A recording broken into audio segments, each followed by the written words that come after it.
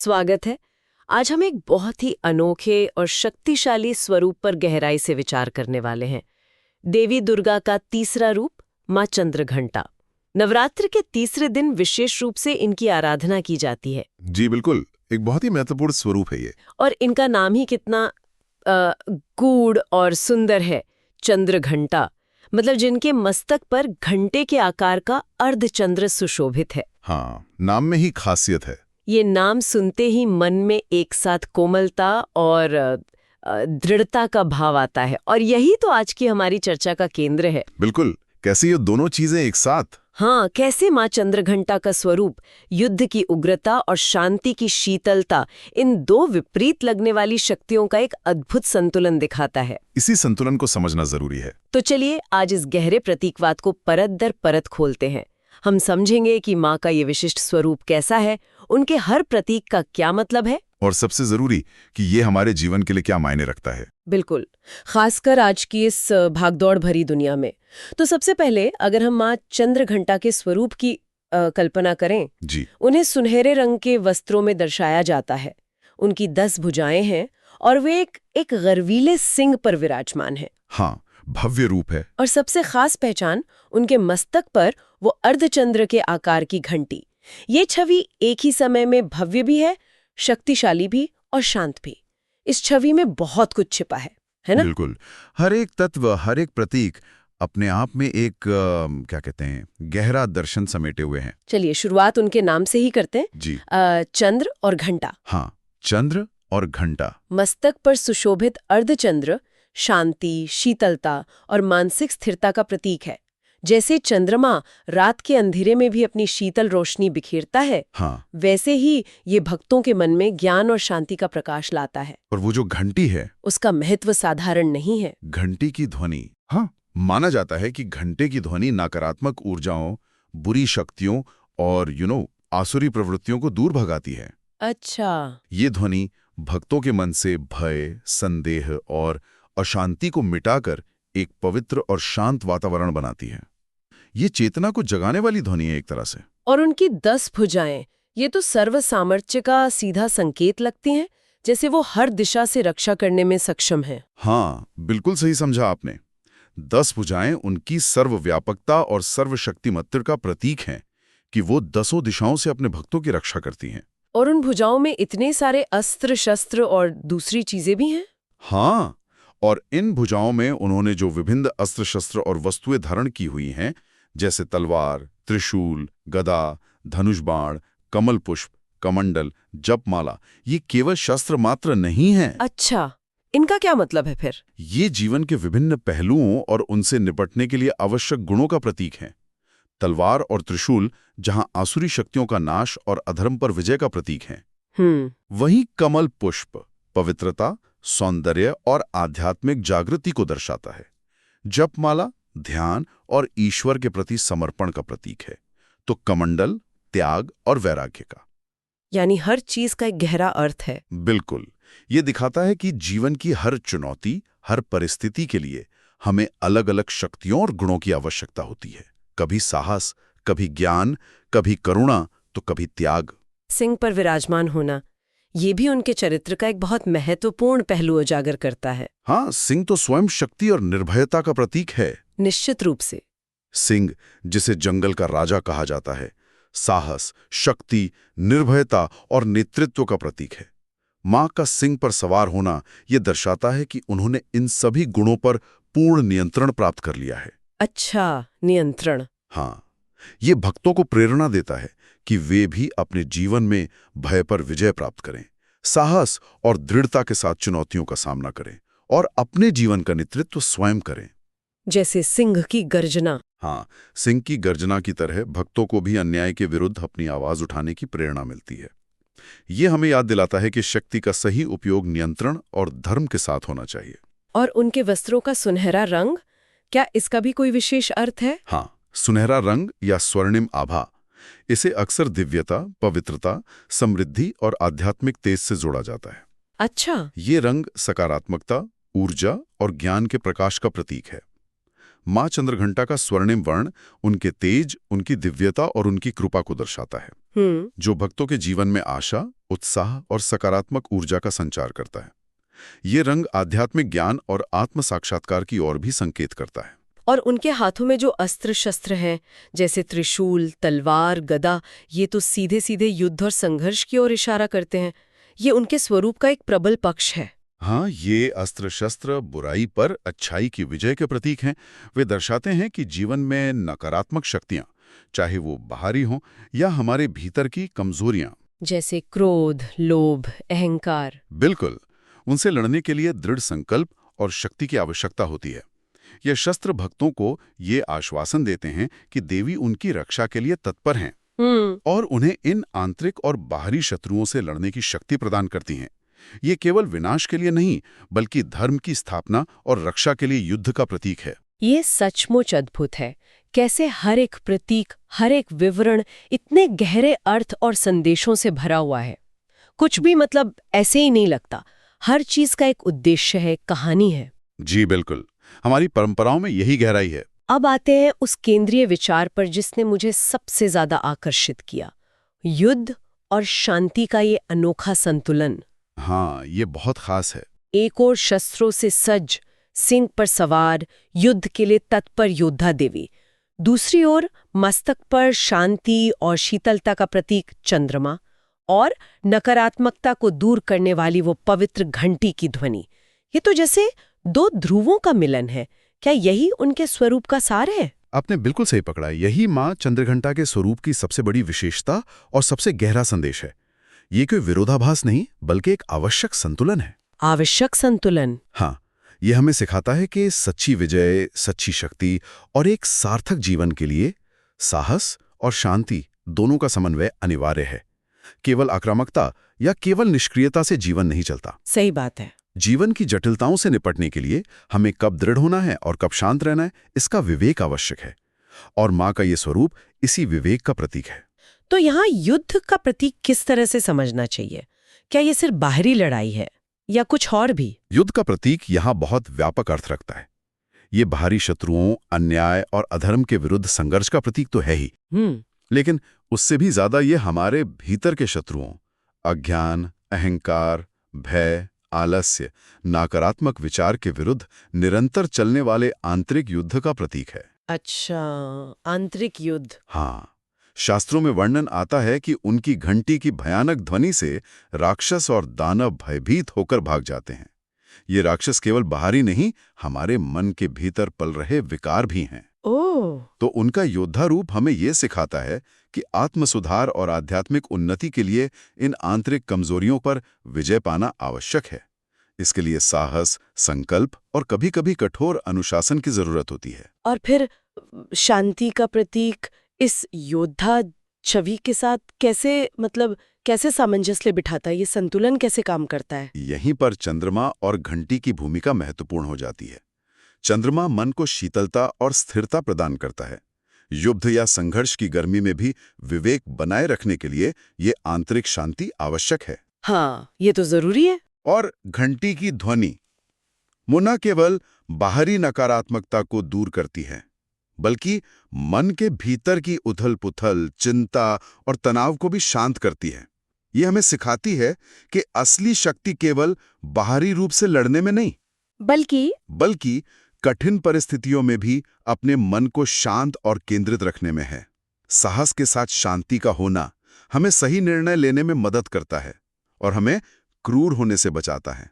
मतलब करुणा और दृढ़ता एक साथ। बिल्कुल, ये संतुलन हमें करुणा और दृढ़ता को एक साथ साधना सिखाता है।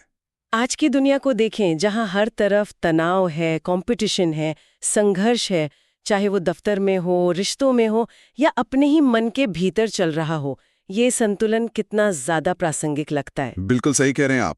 ऐसा लगता है कि ये सिर्फ एक पौराणिक अवधारणा नहीं, बल्कि एक जीवन कौशल है जिसकी हम सबको जरूरत है। हिम्मत से अपनी लड़ाई लड़ना, पर अंदर से शांत रहना, ये तो जैसे रोजमर्रा की चुनौती है। बिल्कुल सही। आधुनिक जीवन की जटिलताओं और दबावों के बीच माँ चंद्रघंटा का ये संदेश और भी महत्वपूर्ण हो जाता है। यह हमें सिखाता है कि सफलता और संतुष्टि के लिए केवल बाहरी उपलब्धियां काफी नहीं हैं। हाँ। आंतरिक शांति और संतुलन भी उतना ही जरूरी है। उनकी उपासना हमें यही शक्ति देती है कि हम चुनौतियों का सामना पूरे साहस से करें, लेकिन अपना मानसिक संतुलन और आंतरिक शांति खोए बिना। ये हमें लचीलापन और भावनात्मक स्थिरता प्रदान करता है। इसका कोई आध्यात्मिक पहलू भी है, जैसे चक्र वगैरह से कोई संबंध? हाँ, बिल्कुल है। अगर हम आध्यात्मिक दृष्टिकोण से देखें तो माँ चंद्रघंटा का संबंध शरीर के ऊर्जा केंद्रों यानी चक्रों में से एक महत्वपूर्ण चक्र मणिपुर चक्र से माना जाता है। मणिपुर चक्र, इसके बारे में थोड़ा और जानना चाहूंगी। इसका हमारी इच्छा शक्ति से कोई लेना देना है? हाँ, बिल्कुल। मणिपुर चक्र, जिसे ज्वेल सिटी भी कहते हैं, ये हमारे नाभि के पास स्थित होता है और इसे ऊर्जा का पावर हाउस भी कहते हैं। ये मुख्य रूप से हमारी इच्छा शक्ति, आत्मविश्वास, व्यक्तिगत शक्ति, साहस और जीवन में कुछ कर गुजरने की ऊर्जा का केंद्र है। अच्छा। जब ये चक्र संतुलित और सक्रिय होता है तो व्यक्ति आत्मविश्वासी, प्रेरित, ऊर्जावान महसूस करता है और अपने लक्ष्यों को प्राप्त करने की दिशा में आगे बढ़ता है। उसे अपनी क्षमताओं पर भरोसा होता है। और अगर ये असंतुलित हो तो व्यक्ति में आत्मविश्वास की कमी, डर, निर्णय लेने में कठिनाई, आलस्य या फिर कभी-कभी अत्यधिक आक्रामकता भी देखी जा सकती है। माना जाता है कि माँ चंद्रघंटा की आराधना, उनका ध्यान और उनकी ऊर्जा से ये मणिपुर चक्र जागृत और संतुलित होता है। तो पूजा से इस चक्र पर असर पड़ता है? हाँ, इससे भक्तों को न केवल मानसिक और भावनात्मक शक्ति मिलती है, बल्कि शारीरिक स्तर पर भी ऊर्जा और स्फूर्ति का अनुभव होता है। उनकी पूजा से, विशेषकर उनकी घंटी की धुनी के ध्यान से, मन का भय और नकारात्मकता दूर होती है। जिससे स्वाभाविक रूप से आत्मविश्वास बढ़ता है।